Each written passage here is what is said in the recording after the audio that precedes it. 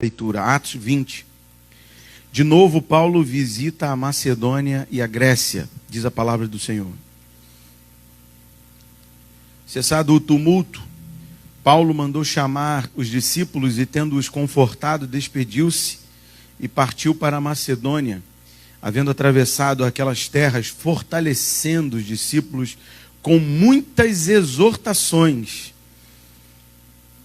O fortalecimento da nossa vida não está com palavras de afago, palavras que inflam o nosso ego, aqueles famosos comichão nos ouvidos.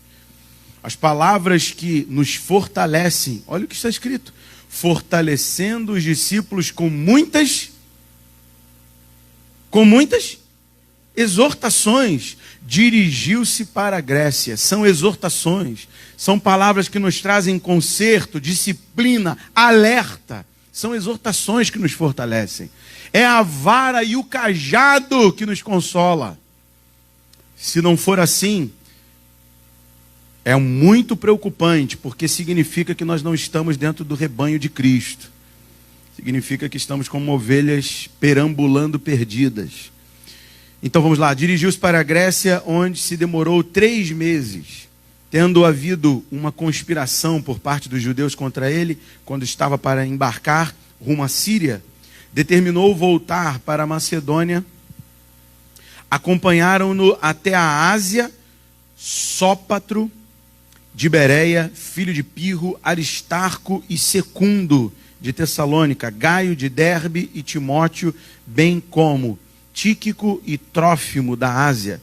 Estes nos precederam, esperando-nos em Troade. Depois dos dias dos pães asmos, navegamos de Filipos e em 5 dias fomos ter com eles naquele porto de Troade, onde passamos 1 semana. Feche os seus olhos. Senhor, muito obrigado por essas expressões tão maravilhosas, ó Deus, do mover do Teu Espírito, do agir do Teu Espírito no meio da Tua igreja. Senhor, nós louvamos o Teu nome, Pai, e te pedimos que o Teu Espírito venha atuar, agir e nos usar, assim como usava, Senhor, na primeira igreja, os primeiros missionários, assim como usaste o apóstolo Paulo e estes irmãos que acompanhavam ele nessas viagens missionárias. Te pedimos, ó Deus, que na viagem missionária da nossa existência sobre essa terra, sejamos conduzidos pelo Espírito de Deus, direcionados pelo Teu Espírito, que nada façamos de nós mesmos, que não coloquemos a carroça na frente dos bois, tomando atitudes por conta própria. Dirige cada passo da nossa vida, Senhor, assim te pedimos no nome de Jesus. Amém. Amém. Pode tomar seu lugar, querido. Não feche sua Bíblia, vamos continuar a leitura.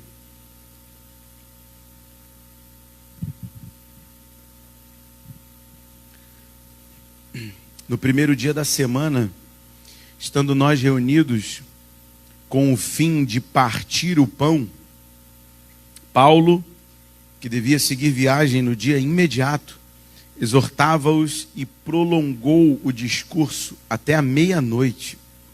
Havia muitas lâmpadas no cenáculo onde estávamos reunidos. Veja, onde estávamos reunidos. Significa que quem está escrevendo está também neste lugar, no mesmo lugar onde estava o apóstolo Paulo pregando, no cenáculo. E este alguém é Lucas. Lucas, aquele que relata o diário de bordo do apóstolo Paulo, quem faz as anotações de cada passo, de cada viagem e dos seus acontecimentos é Lucas. Por isso ele está dizendo aqui no versículo 8, havia muitas lâmpadas no cenáculo onde estávamos reunidos. Estava reunido Paulo, Lucas, estes homens que estavam aqui relacionados nos versículos 4 e 5 aqui. Continue a partir do versículo 9. Um jovem chamado Eutico, que estava sentado numa janela, adormecendo profundamente durante o prolongado discurso de Paulo, vencido pelo sono, caiu do terceiro andar abaixo e foi levantado morto. Descendo, porém, Paulo inclinou-se sobre ele e, abraçando-o, disse: não vos perturbeis, que a vida nele está. Subindo de novo, partiu o pão e comeu, e ainda lhes falou largamente até ao romper da alva, e assim partiu. Então conduziram vivo o rapaz e sentiram-se grandemente confortados. Nós, porém, prosseguimos, embarcamos e navegamos para Assos, onde devíamos receber Paulo, porque assim nos fora determinado, devendo ele ir por terra. Quando se reuniu conosco em Assos, recebemo-lo a bordo e fomos a Mitilene. Dali, navegando, no dia seguinte, passamos defronte de Quios. No dia imediato, tocamos em Samos e um dia depois chegamos a Mileto. Porque Paulo já havia determinado não aportar em Éfeso, não querendo demorar-se na Ásia, porque se apressava com o intuito de passar o dia de Pentecostes em Jerusalém, caso lhe fosse possível. De Mileto mandou a Éfeso chamar os presbíteros da igreja. E quando se encontraram com ele, disse-lhes: vós bem sabeis. Eu gostaria que agora você prestasse bastante atenção, porque esse discurso aqui é um discurso pastoral, é de um pastor para pastores, e é um discurso muito precioso para nós. Veja esse discurso que o apóstolo Paulo direciona à igreja. Veja comigo: vós bem sabeis como foi que me conduzi entre vós em todo o tempo, desde o primeiro dia em que entrei na Ásia, servindo ao Senhor com toda a humildade, lágrimas e provações, que pelas ciladas dos judeus me sobrevieram, jamais deixando de vos anunciar coisa alguma proveitosa e de vô-la ensinar publicamente e também de casa em casa, testificando tanto a judeus como a gregos o arrependimento para com Deus e a fé em nosso Senhor Jesus Cristo. E agora, constrangido em meu espírito, vou para Jerusalém, não sabendo o que ali me acontecerá, senão que o Espírito Santo de cidade em cidade me assegura que me esperam cadeias e tribulações. O Espírito Santo assegurava ao apóstolo Paulo, ou seja, dava certeza a ele que a única coisa que era certa para ele eram as cadeias e as tribulações. Nos dias atuais, as pessoas só querem facilidades, ausência de problemas, e a única coisa que o Espírito Santo assegurava ao apóstolo Paulo eram cadeias e tribulações. Que diferença dessa igreja que nós estamos lendo aqui para a igreja de hoje, né, meu irmão? Que diferença. Versículo 24: porém, em nada considero a vida preciosa para mim mesmo, contanto que complete a minha carreira e o ministério que recebi do Senhor Jesus, para testemunhar o evangelho da graça de Deus. Agora eu sei que todos vós, em cujo meio passei pregando o reino, não vereis mais o meu rosto. Portanto, eu vos protesto no dia de hoje, que estou limpo do sangue de todos, porque jamais deixei de vos anunciar todo o desígnio de Deus. Atendei por vós e por todo o rebanho, sobre o qual o Espírito Santo vos constituiu bispos, para pastoreardes a igreja de Deus, a qual ele comprou com seu próprio sangue. Eu sei que depois da minha partida, entre vós penetrarão lobos vorazes, que não pouparão o rebanho, e que dentre vós mesmos se levantarão homens falando coisas pervertidas, para arrastar os discípulos atrás deles. Portanto, vigiai, lembrando-vos de que por 3 anos, noite e dia, não cessei de admoestar-vos com lágrimas a cada um.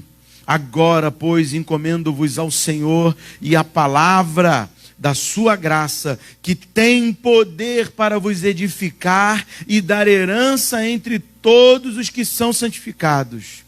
De ninguém cobicei prata, nem ouro, nem vestes. Vós mesmos sabeis que estas mãos serviram para o que me era necessário a mim e aos que estavam comigo.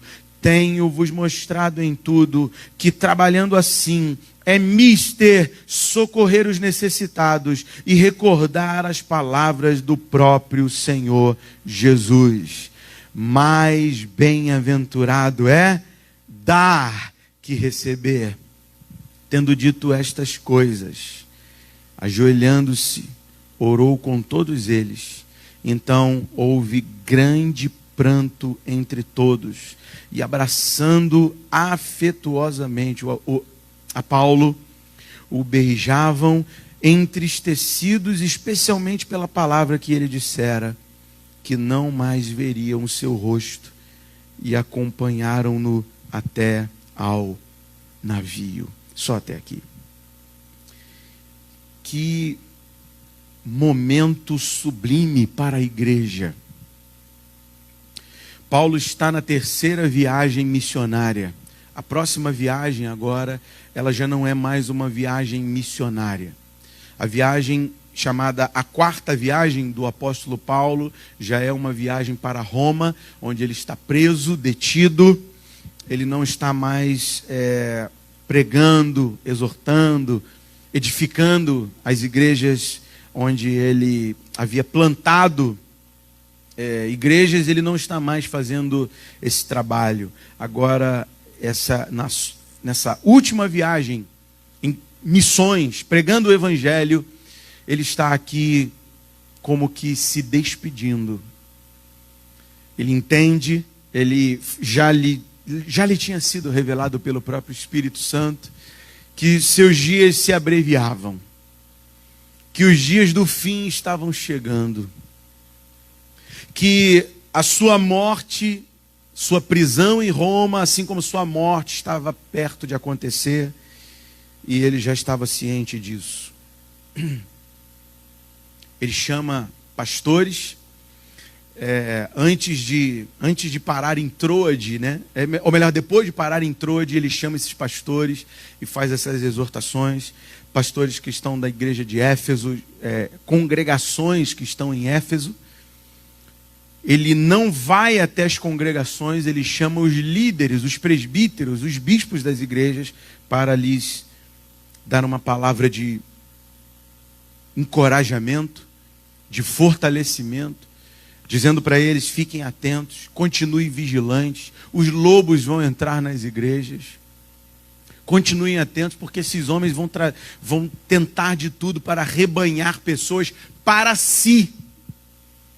Não temos como ficar lendo novamente, mas esses homens, esses falsos pastores, falsos líderes, esses verdadeiros lobos, arrebanhavam para si.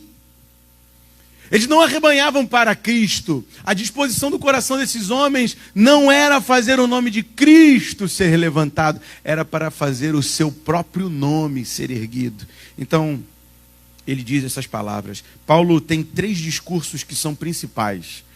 No capítulo 13, no capítulo 17 e agora aqui no capítulo 20. No capítulo 13, Paulo prega aos judeus um discurso direcionado ao povo judeu, ao povo que principalmente os que rejeitaram Jesus, os que rejeitaram a obra messiânica do Filho de Deus. Depois, no capítulo 17, o discurso é para pagãos, para pessoas que não eram de descendência hebreia, não eram hebreus, eram pagãos. E agora ele direciona esse discurso, um dos mais profundos e comoventes discursos do apóstolo Paulo, ele direciona para pastores de Éfeso. Exortações muito profundas, exortações muito tomadas por lágrimas. Palavras de consolo, de edificação, de exortação, mas regadas com lágrimas. Regadas com lágrimas. E aí eu quero que você... Por que faço questão de ler todo esse capítulo? Para que você entenda o que está se dando no versículo 7 até o versículo 12. Paulo em Troade. Esse pequeno, esse vilarejo, que era um vilarejo portuário, digamos, uma cidade portuária, a cidade de Troade, é um lugar onde Paulo para e fica por 5 dias, ele permanece na cidade por 5 dias, uma semana. Mas esse discurso tem um peso a mais, tem algo a mais. Qual é o algo a mais aqui nesse discurso? É o tamanho do discurso. Um discurso que se prolonga até meia-noite. À meia-noite, aproximadamente, esse jovem chamado Eutico adormece por conta das longas horas que o apóstolo Paulo já estava pregando.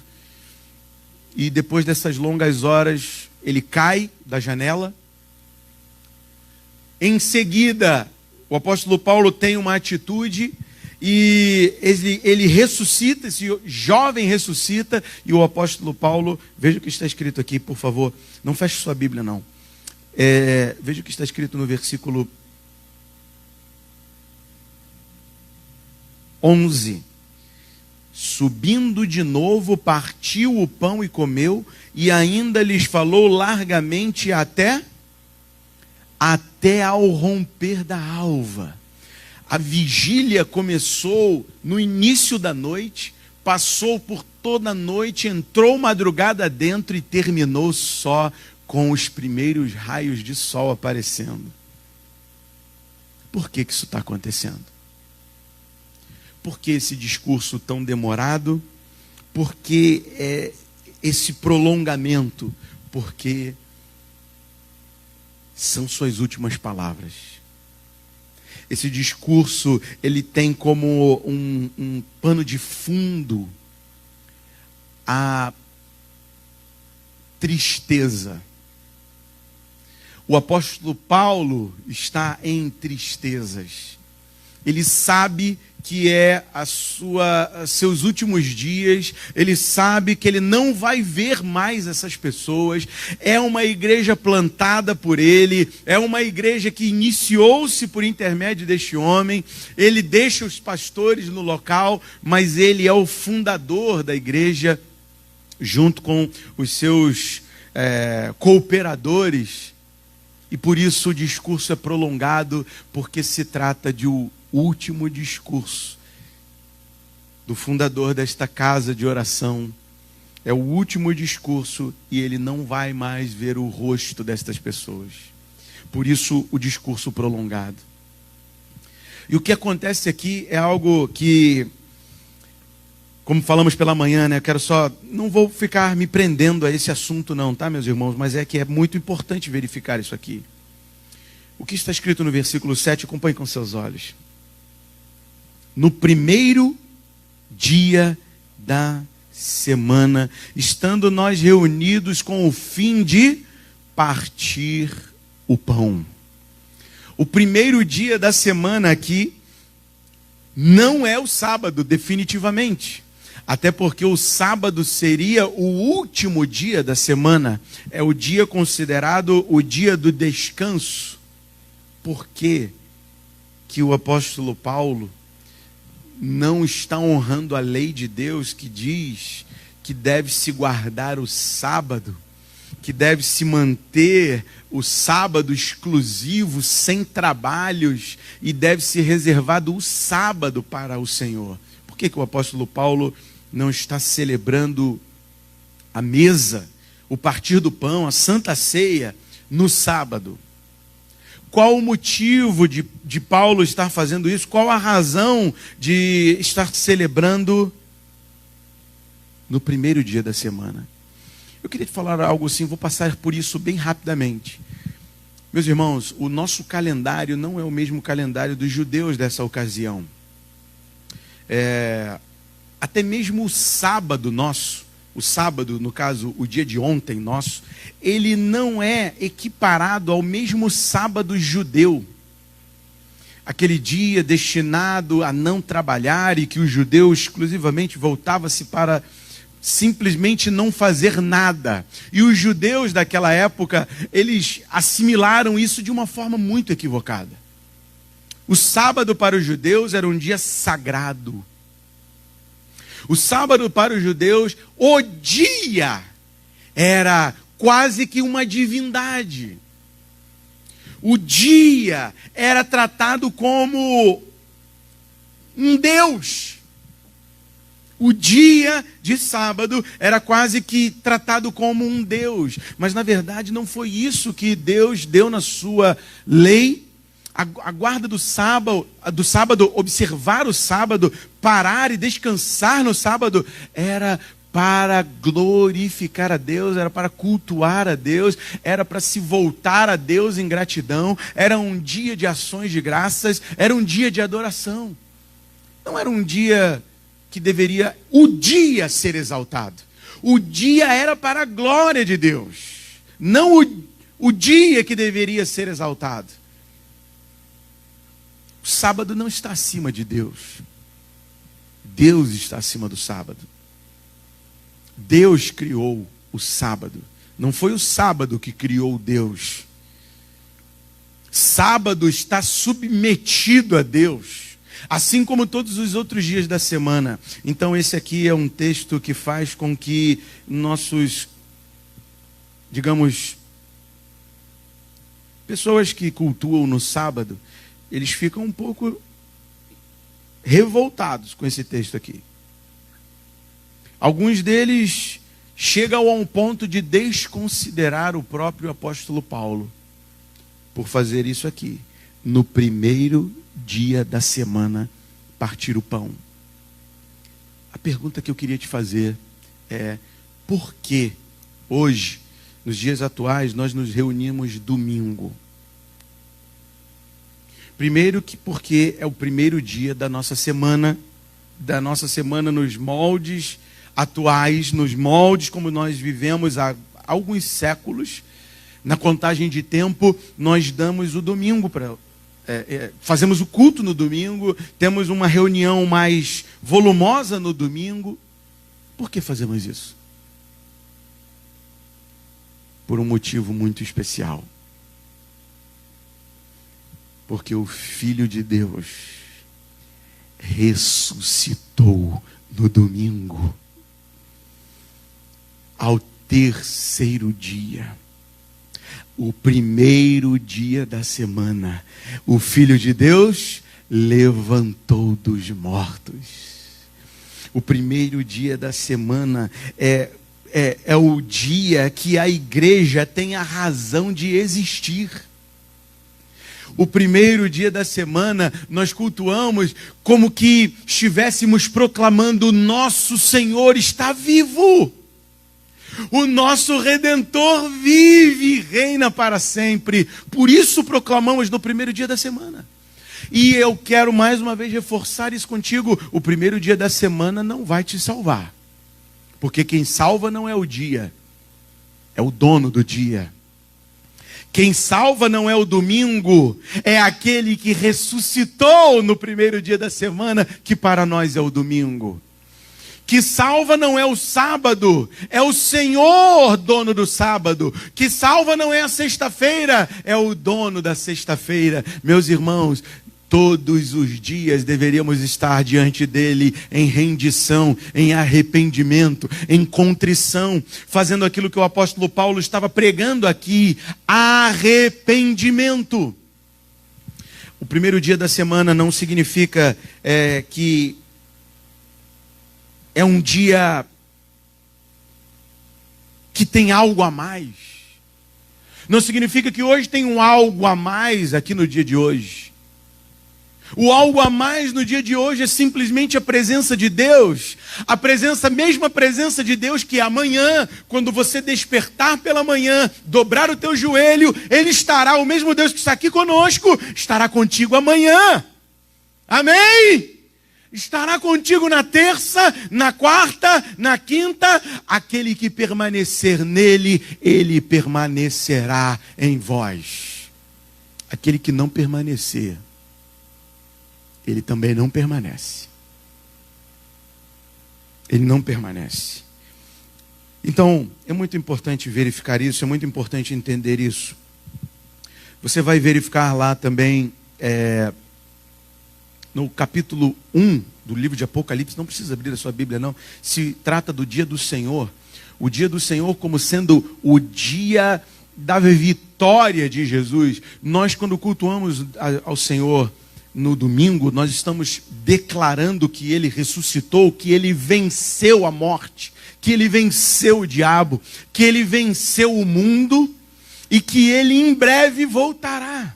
O anúncio da ceia que o apóstolo Paulo recebeu e passou para a igreja, principalmente na igreja de Corinto, quando ele diz isso, 1 Coríntios capítulo 11, ele diz assim: aquilo que eu recebi, eu também os entreguei.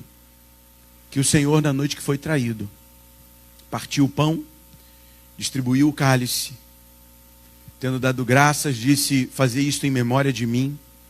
Só que ele disse: e dessa maneira, fazendo isso, participando da mesa, celebrando a Santa Ceia, partindo o pão, estamos anunciando a morte do Senhor. Só que ele parou aí. Estamos anunciando a morte do Senhor. Qual é a sequência do versículo? Até que ele venha. Até que ele venha. Ou seja, a Santa Ceia tem um prazo de validade. A mesa do Senhor tem um prazo de validade. É até que ele venha.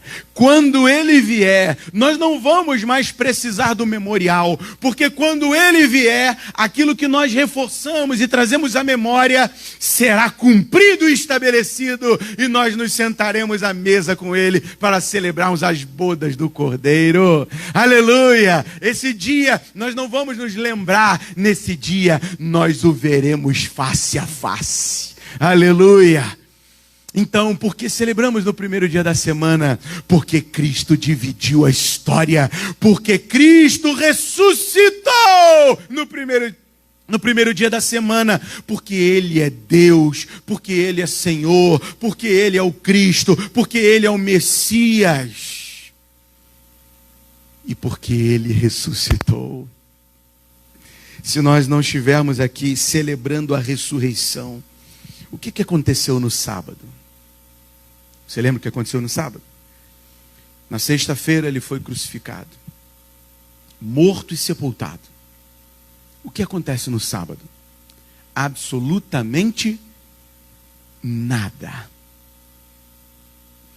Muitas pessoas especulam, naquele momento Jesus foi ao inferno tomar as chaves da mão do diabo. Não.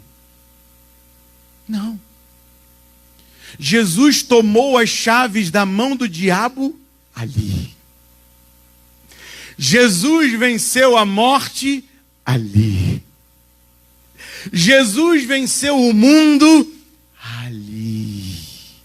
A glória da igreja está na cruz. Nós nos lembramos do seu sacrifício, nós nos lembramos da sua morte, mas essa cerimônia, essa celebração solene, como o pastor Fernando falou hoje pela manhã, de profunda alegria, ela não seria completa se nós não disséssemos que Ele ressuscitou. e que ele por fim se levantará sobre essa terra, e que ele está vivo. Essa celebração não tem completude se não dissermos isso. Não há sentido de estarmos reunidos aqui se Cristo não ressuscitou dentre os mortos. Está escrito em 1 Coríntios capítulo 15. Se Cristo não ressuscitou, é vã a nossa pregação. Então tudo isso que o apóstolo Paulo pregou aqui, a noite inteira até pela manhã, seria algo sem sentido se Cristo não tivesse ressuscitado dos mortos. Só que algo acontece nessa reunião que marca muito profundamente a reunião. Uma morte. Uma morte acontece no meio de uma reunião.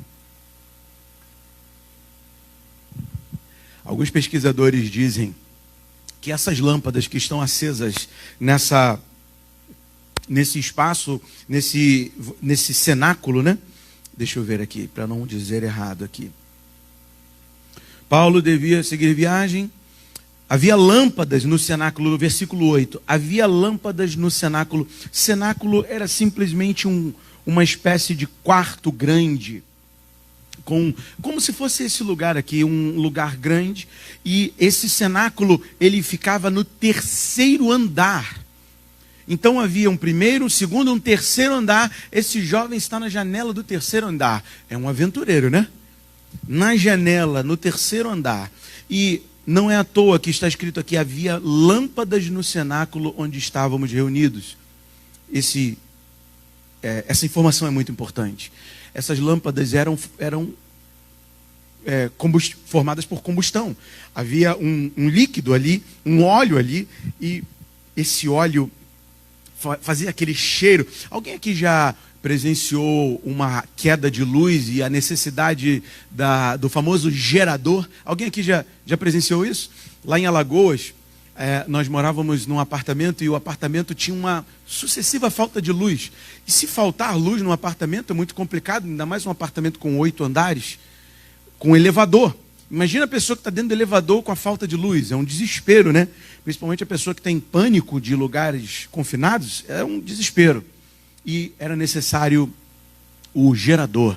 E nós morávamos no primeiro andar desse prédio. Meus irmãos, quando faltava luz, eu nunca vou esquecer disso, era muito ruim. Porque o meu quarto ficava do lado do escapamento do gerador. Eu me compadeço de Eutico, porque a fumaça do gerador ia todo para dentro do meu quarto. Eu falava, meu Deus.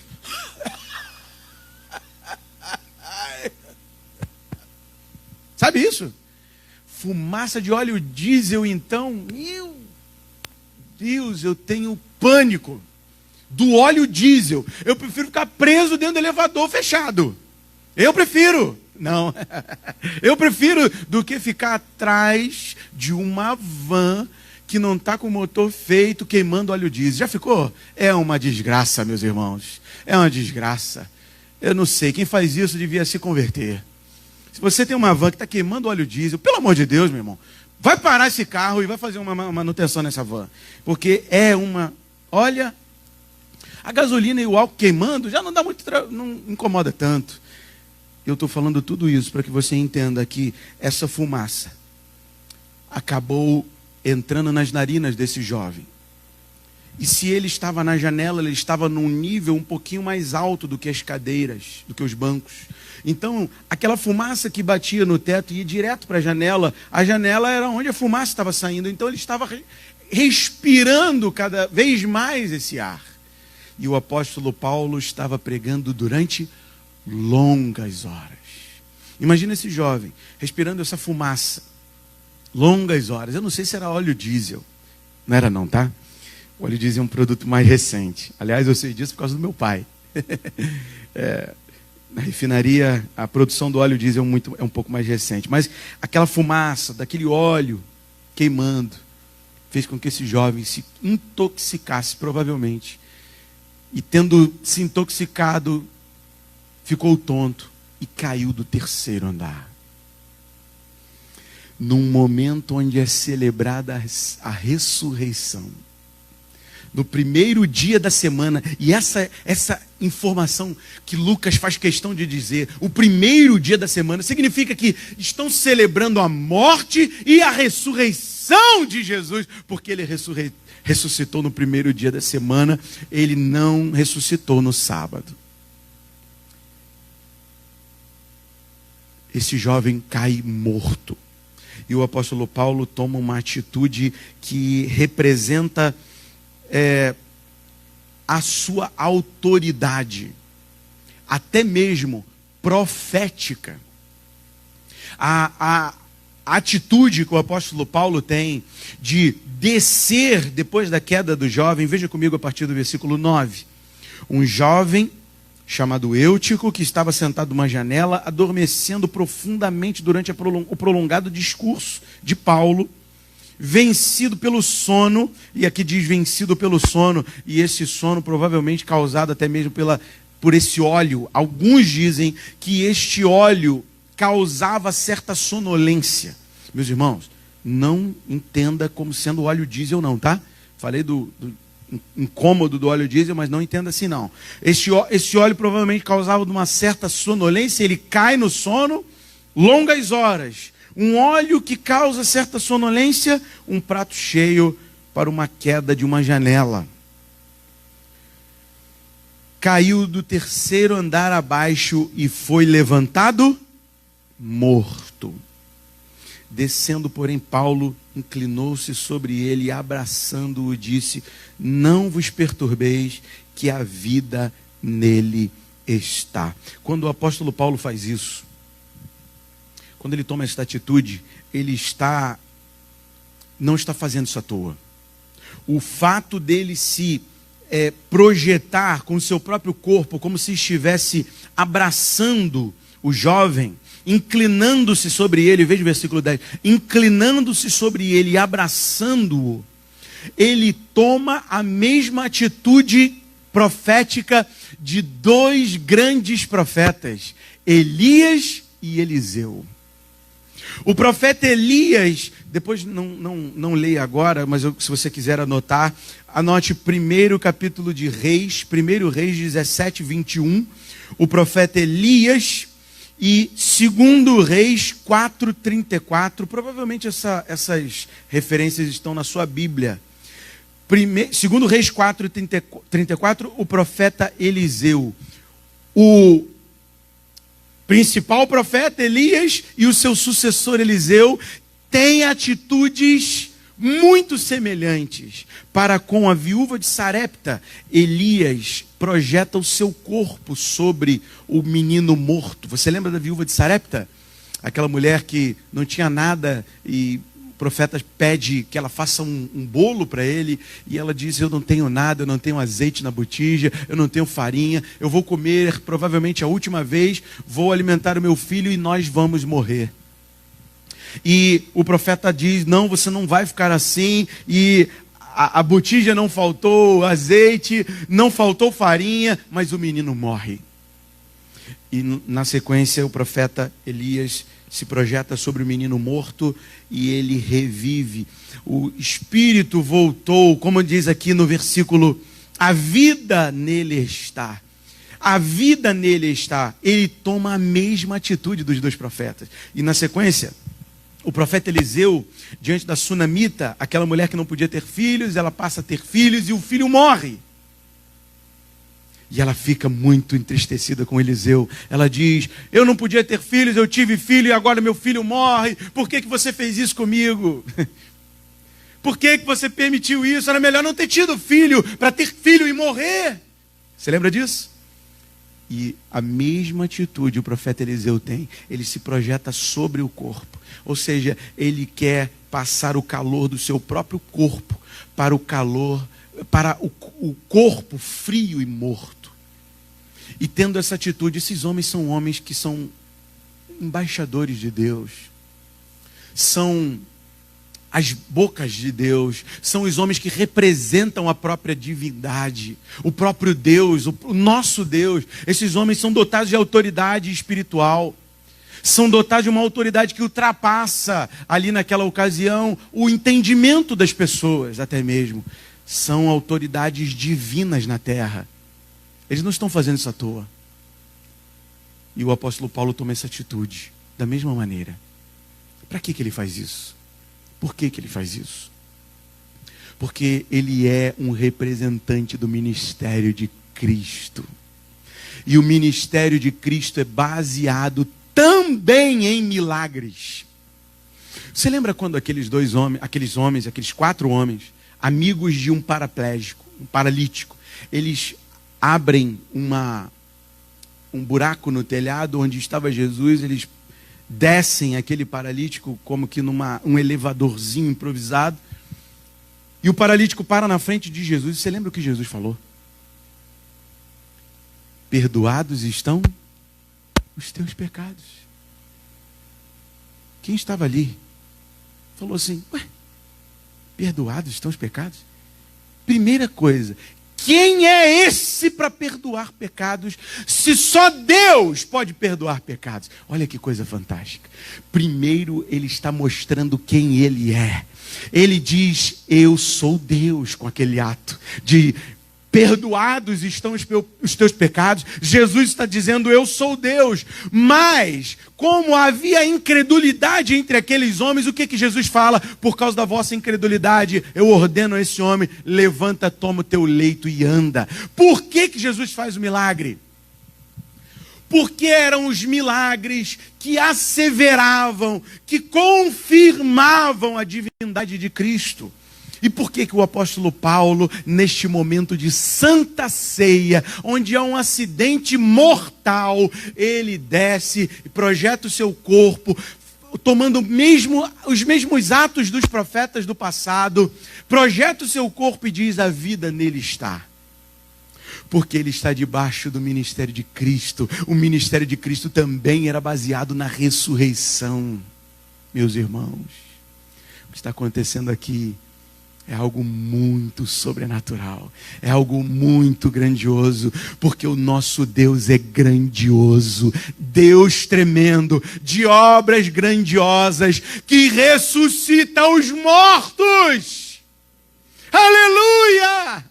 Aleluia! O que está acontecendo aqui é que a palavra que está sendo pregada, ela agora é parabolicamente expressa aos olhos, fisicamente. É a materialização da pregação. É a materialização daquilo que está sendo pregado pelo apóstolo Paulo. Primeiro dia da semana, o dia da ressurreição, lembrando-se do sacrifício de Cristo no Calvário, e acontece ali a ressurreição, e aí acontece a ressurreição de Eutico. Meu irmão, é uma pregação completa para os olhos e para os corações. Ali eles são consolados, ali eles entenderam: Cristo está entre nós, Cristo está entre nós. E não era Cristo, o apóstolo Paulo não. Eles estão entendendo que o apóstolo Paulo não está tomando o lugar de Cristo. Eles estão entendendo que o apóstolo Paulo está debaixo da missão de Cristo. Isso é maravilhoso. A missão de Cristo é que você vá e pregue para os mortos. Pregue para os mortos, para que eles ressuscitem. E nós aqui muitas vezes estamos mortos pelos nossos pecados, e neste momento vamos ressuscitar nele para a glória do Filho de Deus, porque quando participamos da mesa, estamos declarando que ele morreu no Calvário, mas que por fim virá para nos buscar. Porque ele não ficou na sepultura, ele está vivo, ele reina. Essa é hora de ressurreição. Estar no meio da congregação é muito importante. Estar dentro da casa de oração, no espaço onde a palavra de Deus está sendo pregada, ouvindo a mensagem do reino de Deus, é fundamental. Todos os reis do passado, quando eles faziam a restauração do culto a Deus, sabe qual era a primeira coisa que eles faziam? Tirar de dentro do templo as imagens pagãs e restabelecer o culto a Deus. Meus irmãos, o que nós estamos fazendo aqui, domingo após domingo, todo primeiro dia da semana, dando o primeiro lugar, a primeira coisa a Deus, buscando e colocando o reino de Deus em primeiro lugar. O que nós fazemos aqui todos os dias da semana é lembrar que o nosso Deus está vivo. É lembrar que Ele está no meio de nós, olhando cada uma das nossas atitudes. E agora eu gostaria que você vislumbrasse qual era toda a mensagem do apóstolo Paulo.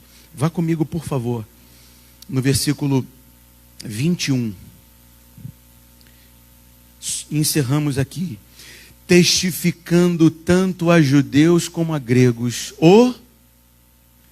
Testificando tanto a judeus como a gregos o arrependimento para com Deus e a fé em nosso Senhor Jesus Cristo.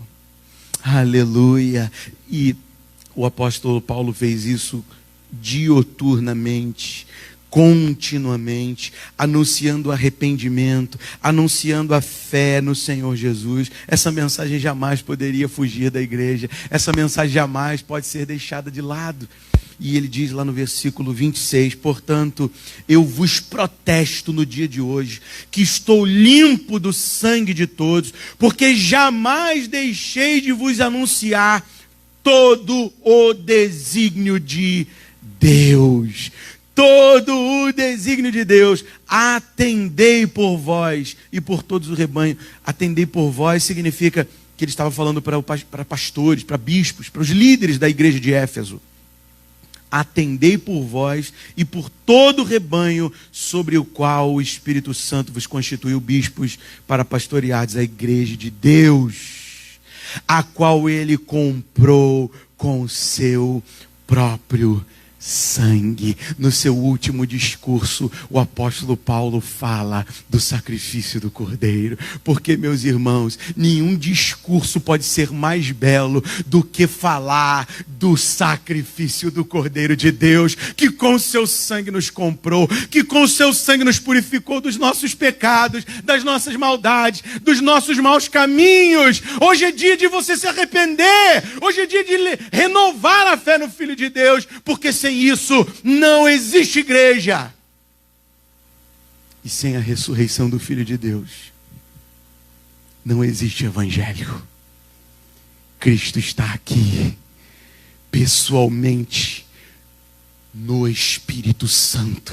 Ele está aqui pessoalmente. O Espírito Santo está aqui dizendo e confirmando para nós: Ele está vivo. Arrependam-se hoje dos seus pecados. Arrependam-se diante de Deus. Envergonhem-se dos seus maus caminhos. E assim, coma do pão e beba do cálice.